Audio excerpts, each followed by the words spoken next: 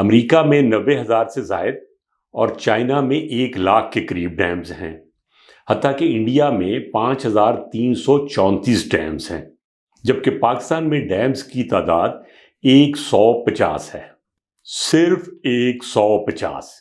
یہ فرق اتنا تشویشناک ہے کہ ہم اپنا رقبہ دیکھیں، اپنی آبادی دیکھیں، اپنے قدرتی آبی وسائل دیکھیں اور اپنے ڈیمز کی کل تعداد دیکھیں تو چلو بھر پانی میں ڈوب جانے کو جی چاہتا ہے۔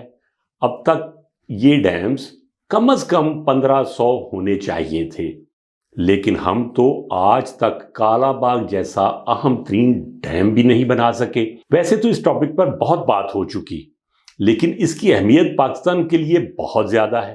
اب نئی حکومت ہے تو اس کی توجہ کالا باغ ڈیم کی ضرورت پر مبذول کروانے کے لیے میں اس ٹاپک پر بات کرنے جا رہا ہوں۔ کالا باغ ڈیم پنجاب کے ضلع میاں والی میں کالا باغ کے مقام پر دریائے سندھ پر ایک مجوزہ ہائیڈرو الیکٹرک ڈیم ہے، جس پر 4 دہائیوں سے نسلی اور علاقائی بنیادوں پر شدید بحث ہوتی رہی ہے۔ اگر یہ ڈیم بن جاتا تو یہ 3600 میگا واٹ بجلی پیدا کر سکتا ہے۔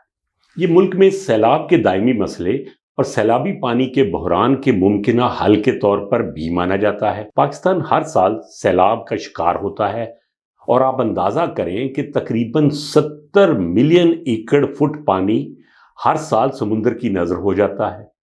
اس لیے ترویلا ڈیم اور منگلا ڈیم کی تعمیر کے بعد کالا باغ ڈیم سب سے زیادہ ترجیح ڈیم کا منصوبہ بن گیا تھا۔ 1979 میں حکومت نے اس کی تیاری، تفصیلی ڈیزائن اور فیزیبلٹی کے لیے UNDP سے رابطہ کیا۔ اس ڈیم کی تعمیر کی لاگت کسی بھی دوسرے ڈیم کی نسبت بہت کم تھی، پھر بھی یہ ڈیم نہ بن سکا۔ کالا باغ کے ایشو نے سابق وزیر اعظم ذوالفقار علی بھٹو کی پھانسی کے بعد سیاسی شکل اختیار کرنا شروع کر دی، جو صوبہ سندھ کے ایک انتہائی مقبول رہنما تھے۔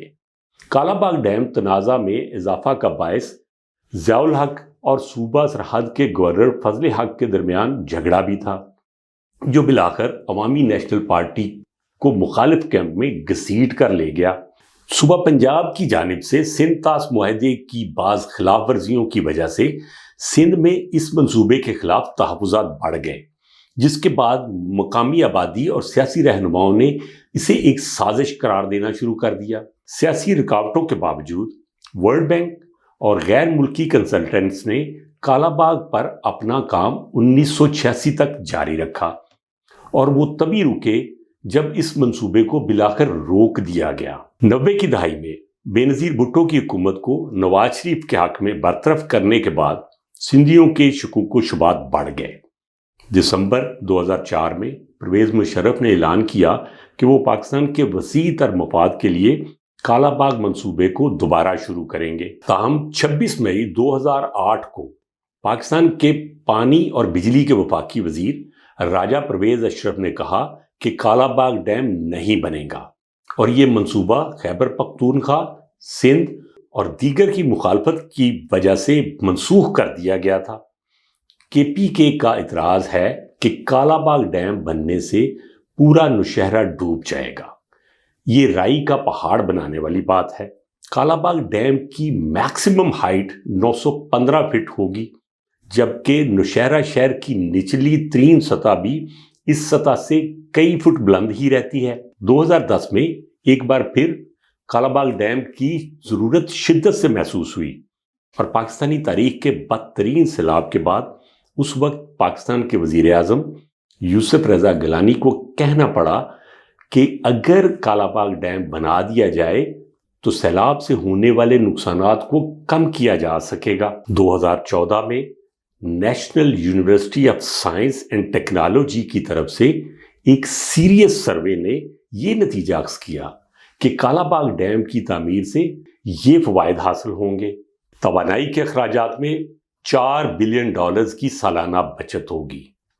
آبپاشی کے فوائد کی وجہ سے 132 بلین روپے کی بچت، سیلاب سے ہونے والے نقصانات سے بچت، جیسے کہ گزشتہ سیلاب میں $50 بلین سے زائد کا مالی نقصان ہوا۔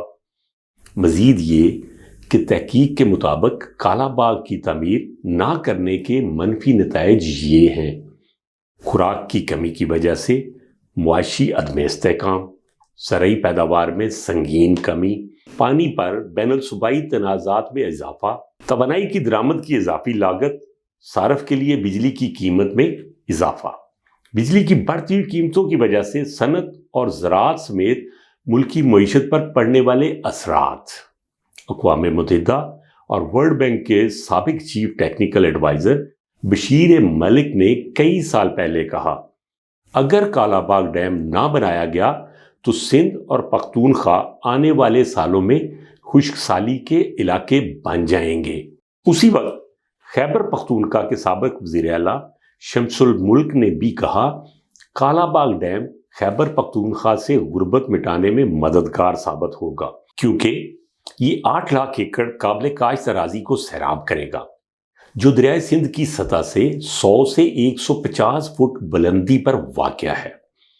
कालाबाग डैम सैकड़ों मेगावाट बिजली पैदा करने के अलावा 7 मिलियन एकड़ ज़मीन को काश्त करने के लिए 6.5 मिलियन एकड़ फीट पानी फराहम करेगा, जो कि फिलहाल बंजर पड़ी है। पाशा डैम मंसूबे को कालाबाग का मुतबादल बताने वालों के लिए इंजीनियर अनवर खुर्शीद ने कहा, बाशा डैम कालाबाग डैम का मुतबादल नहीं है, इसलिए कि वहां से आबाशी नहीं हो सकती। पहाड़ी इलाका होने की वजह से बाशा डैम से नहरें नहीं निकाली जा सकती। कालाबाग डैम के सिंध और खैबर पख्तूनख्वा की बड़ी सियासी जमातों जैसे पीटीआई, एएनपी, जीयूआई और पीपीपी ने मुखालफत की है।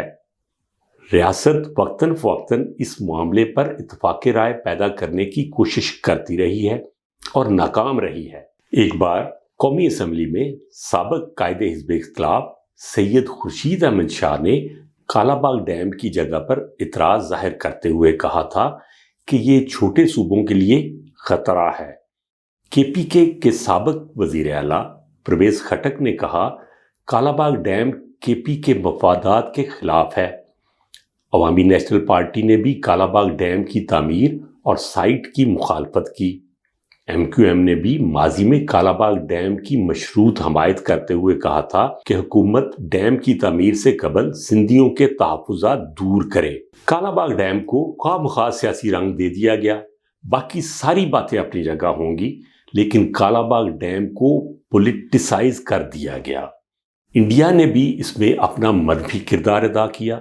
फिर यही कहा जा सकता है कि नीयत अगर साफ हो तो इतराज़ात सारे ही दूर हो सकते हैं और कालाबाग डैम बिल्कुल बन सकता है।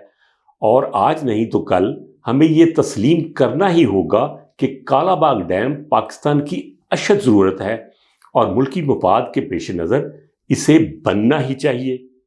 पाकिस्तान जिंदाबाद।